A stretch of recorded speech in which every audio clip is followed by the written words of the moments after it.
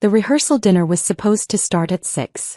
I arrived at 5:45, dressed in a simple navy dress I'd bought 3 years ago. My sister Margot had made it very clear on the family group chat that this was a sophisticated affair, and that I shouldn't embarrass the family with those bargain clothes.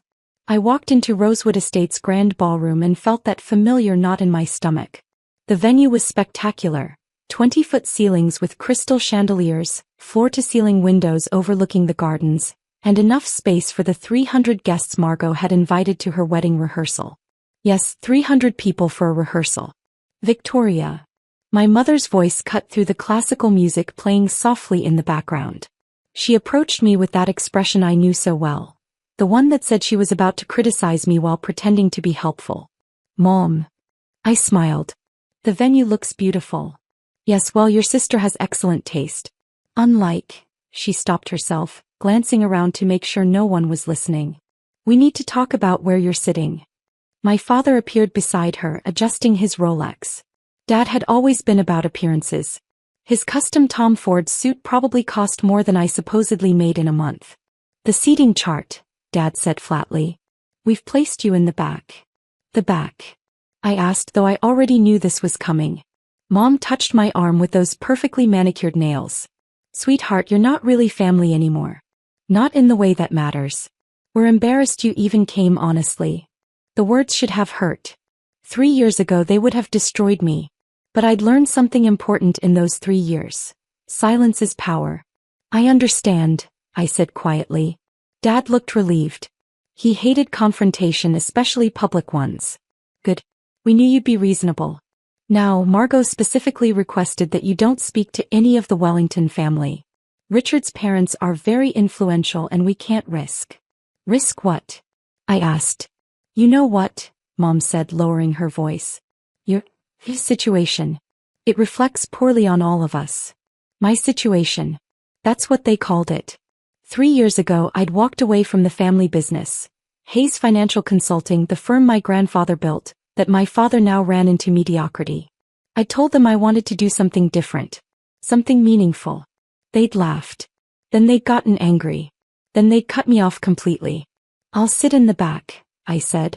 No problem. My brother Marcus appeared, champagne in hand, fiancée Priya on his arm.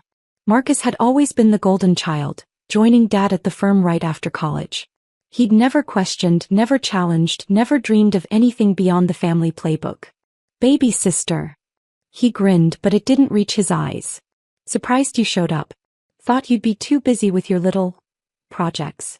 Priya giggled. She'd never liked me. Marcus, be nice. Victoria's trying her best. I am being nice, Marcus said. I didn't mention how she's living in that tiny apartment in Queens. Or how she's been wearing the same 3 dresses for years. Or how she... Marcus. My father's voice carried warning. Not here. But the damage was done. Several family members had turned to look, including my Aunt Catherine, who'd never missed an opportunity to gossip, and my cousin James, who worked at a hedge fund and never let anyone forget it. I felt the familiar heat in my cheeks but kept my smile in place. Excuse me. I should find my seat. I walked toward the back of the ballroom, past the perfectly set tables with their ivory linens and gold chargers, past the towering floral arrangements that probably cost more than most people's monthly rent, past the ice sculpture of 2 swans that Margot had insisted on. The back row. Table 47. As far from the head table as possible while still technically being in the room. I sat down and checked my phone. 3 missed calls from my executive assistant, David. 2 texts from my head of acquisitions, Jennifer. 1 email from my attorney marked urgent. I ignored them all. Tonight wasn't about business. Tonight was about family, even if that family had decided I was no longer worthy of the name. Margot made her entrance 15 minutes later. She looked stunning, of course. My sister had always been beautiful, tall, blonde, effortlessly elegant. Her rehearsal dinner dress probably cost $15,000. Her engagement ring, a massive cushion-cut diamond from Richard Wellington III, could fund a small school. She swept through the room, accepting congratulations, air-kissing guests, posing for photos. She didn't look at me. Not once. Richard's family arrived shortly after. The Wellingtons were old money, The kind of old money that made my family's wealth look new and shiny and slightly desperate. Richard's father owned half of Manhattan's commercial real estate. His mother sat on the boards of 3 major museums. The rehearsal itself was brief. The wedding planner, a severe woman named Diane, directed everyone through their positions. I watched from my back row seat as Margot practiced walking down the aisle, as the bridesmaids giggled and posed, as Richard's groomsmen made jokes about bachelor parties. Then Diane clapped her hands. "All right, everyone, before we begin the dinner service, our venue director needs to make a brief announcement about tomorrow's timeline." The venue director stepped to the microphone. Thomas Chan. I'd hired him myself 2 years ago when I acquired the Rosewood collection. He was brilliant. Harvard MBA, trained at the finest hotels in Europe, fluent in 5 languages. Thomas looked directly at me. I gave him the smallest nod. "Good evening, everyone," Thomas said, his voice carrying easily through the sound system. "Welcome to Rosewood Estates. Before we begin, I need Ms. Victoria Hayes's approval on the final setup for tomorrow's ceremony." The room went silent. 300 guests turned to look. I could feel every pair of eyes finding me in the back row. My mother's face drained of color. Thomas continued, "As owner of Rosewood Estates and this entire wedding venue collection, Ms. Hayes needs to sign off on the additional services requested this afternoon." I stood slowly, smoothing my simple navy dress. I walked down the center aisle as the silence stretched and thickened. My heels clicked on the marble floor. No one spoke. No one moved. When I reached Thomas, he handed me an iPad. The Wellington family requested an additional ice sculpture, upgraded champagne service, and the premium floral package. The total comes to $47,000. Shall I approve it? I glanced at the screen, then at my sister. Margot looked like she might faint. Richard Wellington's parents were staring at me with undisguised shock. "Approved," I said clearly. "And Thomas, please upgrade the champagne again. To the Dom Perignon 2008. On the house." "Very generous, Ms. Hayes." "Thank you." I turned to face the room. My family sat frozen at the head table. Dad's mouth was actually hanging open. Marcus had gone pale. Mom looked like she'd seen a ghost. "I apologize for the interruption," I said. "Please continue with the rehearsal dinner." I started walking back to my seat, but my father stood abruptly. "Victoria. What? How? How do I own this place?" I finished for him. I stopped walking, turning to face him.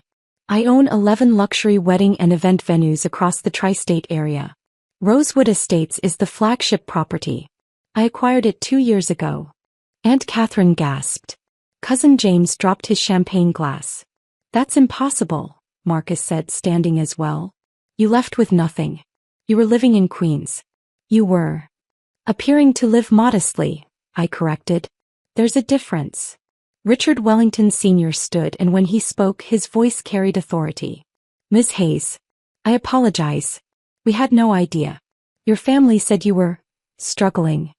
"My family says a lot of things," I replied. Thomas reappeared at my elbow. "Ms. Hayes, your CFO is on the line. The Singapore acquisition closed. Shall I tell her you'll call back?"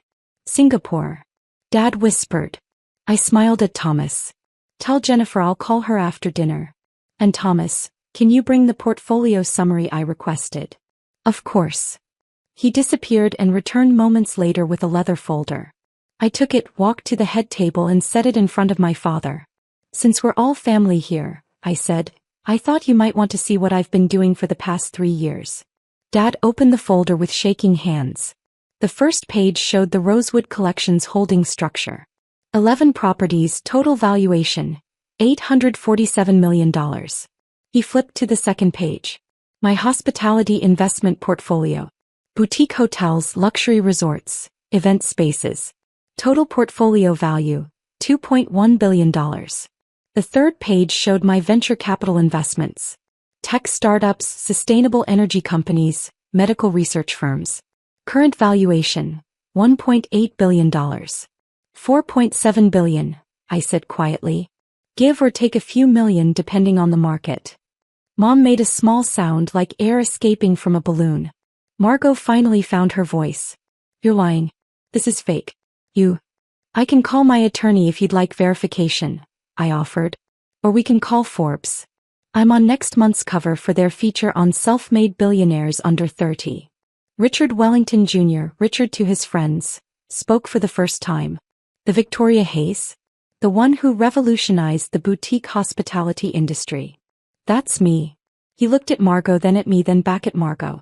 Something shifted in his expression. Margot, he said slowly, you told me your sister worked in, what was it?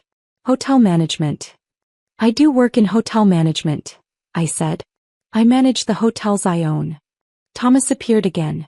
Miss Hayes, I'm sorry to interrupt, but there's a situation with tomorrow's catering. The Wellington family requested Petrosan caviar service, but your standing order is for Calvisius. Shall I? Calvisius is better, Richard Sr. interrupted. If Miss Hayes prefers it, we defer to her expertise. Dad. Margot protested. But Richard Sr. wasn't looking at his son's fiancée. He was looking at me with the expression of a man recalculating an entire situation. Miss Hayes, he said, I wonder if we might speak privately after dinner. My commercial real estate division has been looking for a hospitality partner for our new development in Hudson Yards. I'd be happy to, I replied. Though I should mention, I'm already in talks with the Vanderbilt Group about that property. His eyebrows rose. You work fast. I have to. Good opportunities don't wait. I excused myself and walked back to my table. But I didn't sit down. Instead, I picked up my clutch and turned to leave. Victoria. Mom's voice was desperate now. Wait. We need to talk. We didn't know. If we'd known. If you'd known I was successful, you would have treated me like family? I finished. That says everything, doesn't it? That's not fair, Dad said, finding his voice. You left us. You abandoned the family business. I built my own business, I corrected. I took the trust fund grandfather left me, the one you didn't know about because he set it up separately, and I invested it. I worked 100 hours a week. I learned the hospitality industry from the ground up. I started with a struggling boutique hotel in Brooklyn and turned it into the foundation of an empire. We could have helped, Marcus said weakly. Could you? I looked at him. You told me I was wasting my life. You said I'd fail. You said I was an embarrassment to the Hayes name. All of you did. The room was still silent. 300 guests watching the Hayes family implode. I sat in the back row tonight, I continued, because you told me I wasn't really family anymore. And you know what? You were right. I'm not your kind of family. I don't tie my worth to other people's approval. I don't measure success by how many people I can look down on. I don't treat people like they're disposable just because they choose a different path. Margot was crying now, her perfect makeup running. Vic, please. I didn't mean. Yes, you did, I said gently. You all did. And that's okay. I've learned to be okay with it. I looked at Thomas. Please make sure tomorrow's wedding goes perfectly. Whatever they need, approve it. Send the final bill to my office. Victoria, wait. Dad stood, portfolio still in his hands. The firm. We need to talk about the firm. We're struggling. We need your investment expertise. You need me now, I said. 3 years ago you didn't need me. You didn't want me. You certainly didn't respect me. I walked toward the exit, but Richard Wellington Sr. stepped into my path. Miss Hayes. A moment. He glanced back at his family. I need to apologize on behalf of the Wellingtons. We were given inaccurate information about you. Had we known, you would have invited me to sit at the head table? I smiled. Mr. Wellington, respectfully, it doesn't matter. Tomorrow your son marries my sister. I hope they're very happy. I'll be here to make sure the wedding is perfect because that's what I do.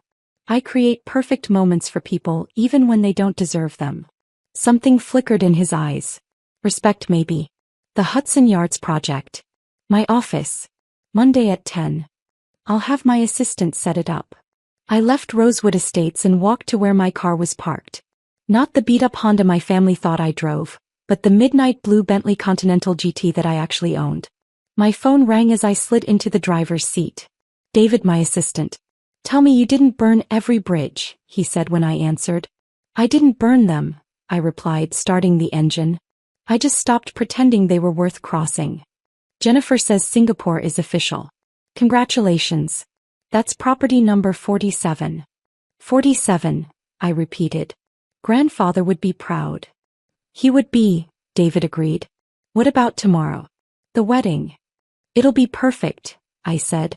Because I'm a professional. And your family? I thought about that. About Mom's desperate voice. About Dad's shock. About Marcus's pale face. About Margot's tears. They're not my family anymore, I said. They made that very clear. But even as I said it, I knew it wasn't quite true. They were my family. They would always be my family. That was the painful part. I drove back to my apartment in Queens, the one they thought was all I could afford. They didn't know about the penthouse in Tribeca or the beach house in the Hamptons or the Pied de Terre in Paris. They didn't know because I'd never told them. I'd learned early that people only see what you show them. The wedding the next day was flawless. I arrived early before any of the guests and walked through every detail with Thomas. The flowers were perfect. The lighting was perfect. The ice sculptures, including the second one the Wellingtons had requested, were perfect.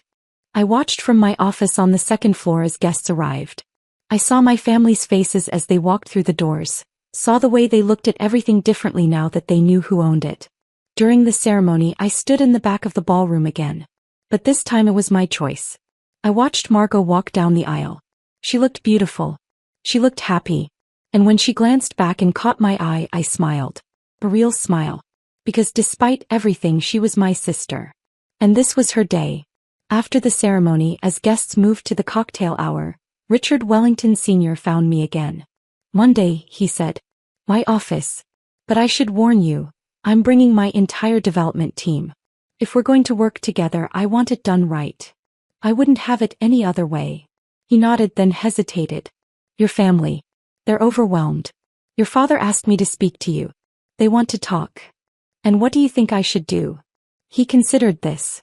I think you should do what successful people do. You should decide what they're worth to you and act accordingly. That's very pragmatic. I'm a pragmatic man, Ms. Hayes. It's how I built what I have. He left, and moments later my father appeared. He looked older somehow. Smaller. Victoria. Please. 5 minutes. I led him to my office. Mom was already there and Marcus and even Margot still in her wedding dress. We didn't know, Mom started. Yes, you did, I interrupted. You knew I was doing something. You chose not to ask because you'd already decided I was failing. That's not, Dad stopped, then started again. Yes. We assumed. We were wrong. You were cruel, I corrected. There's a difference between being wrong and being cruel. Margot stepped forward, mascara streaking her face again. I'm sorry, Vic. I'm so sorry. I was horrible to you. I said terrible things. You did, I agreed. You all did. Can you forgive us? Mom asked. Can we start over? I looked at them. Really looked at them. My family. Flawed, shallow, status-obsessed. But also human. I don't know, I said honestly. Right now I don't know if I can trust you. But I'm willing to try. On one condition. Anything, Dad said quickly. Stop measuring people's worth by their bank accounts. Stop treating success like it's the only thing that matters. Stop making people feel small because it makes you feel big. They were quiet. I'll think about it, Dad finally said. I'll really think about it. That's all I ask. I stood. Now go. This is Margot's wedding. Go celebrate. They left one by one. Margot paused at the door. Thank you, she whispered, for making it perfect. You're welcome. Alone in my office, I looked out over the gardens where guests were laughing and dancing and celebrating. Below, my family mingled with the Wellingtons, probably trying to salvage their reputation. My phone buzzed. A text from Jennifer. Paris property is officially ours. Welcome to the European market, boss. I smiled and typed back. Excellent. Set up meetings for next week. Time to expand. Because that's what I did. I expanded. I grew. I built. And I did it all without needing anyone to tell me I was worthy of being called family. I was Victoria Hayes. And I was enough.